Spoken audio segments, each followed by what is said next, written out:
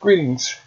This video is called Tesla Motors Answers to 3 Dumb Questions. So if you'll recall in one of my earlier posts, I posed a question regarding beta testing, another question regarding supercharger stations, and the third question was about whether or not you should consider picking up a used versus a brand new 3. Perhaps getting a used S might be the way to go. So I actually stopped by Tesla, and I think the most important conversation I had was I actually had a misunderstanding. What that misunderstanding was is that Tesla has a goal to use the supercharger station as a way for people who are traveling to have access to charging.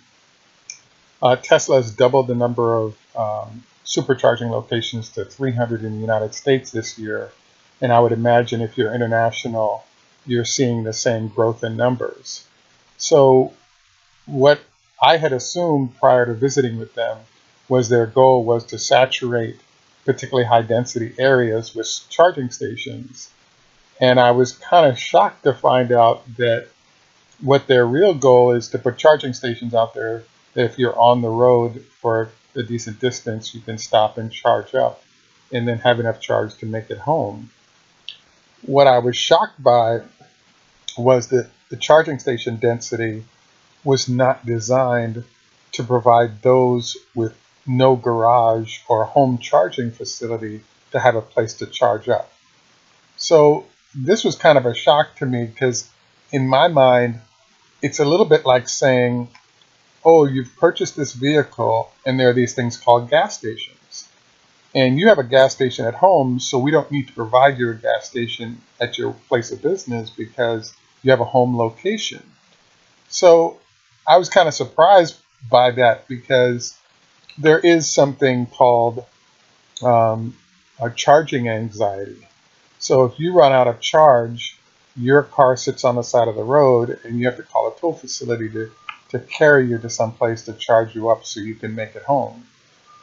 Tesla's range on the low end of 200 miles, high end almost 350 miles, really has addressed this issue.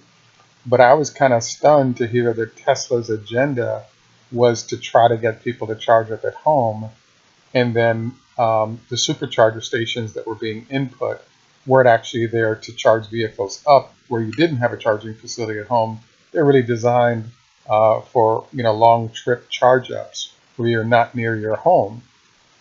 The further answer they gave that I was surprised by is they suggested that what users could do is rely on there's a universal charging network that's out there that's about double the numbers, and they showed a map of that.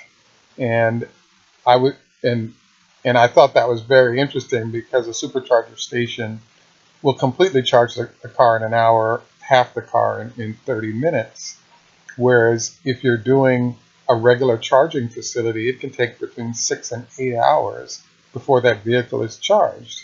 So if, for example, you don't have the charging facility at home, but you have it at work, that work facility will take you somewhere around 3 to 6 hours to charge your car up.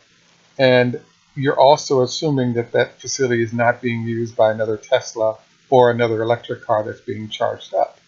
So the logic I find really strange, but I kind of feel like this is a no answer because as soon as users get in a jam, I think there will be new facilities set up to address this, which are currently not there.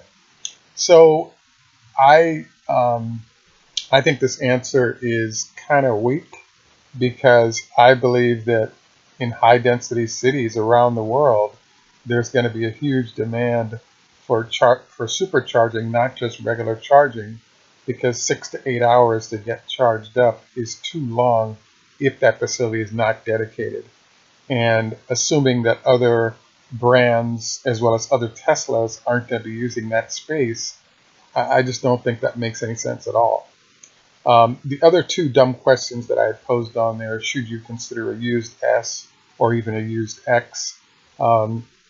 there are vehicles being sold currently, and the number will be increasing as we get towards 3 introduction and arrival.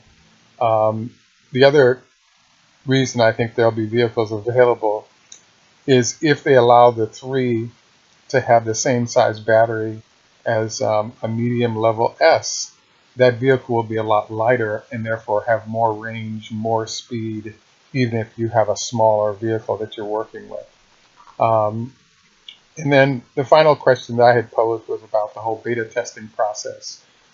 Yes, you're in a beta test mode. Yes, you potentially could have issues with your vehicle if you're on the early run.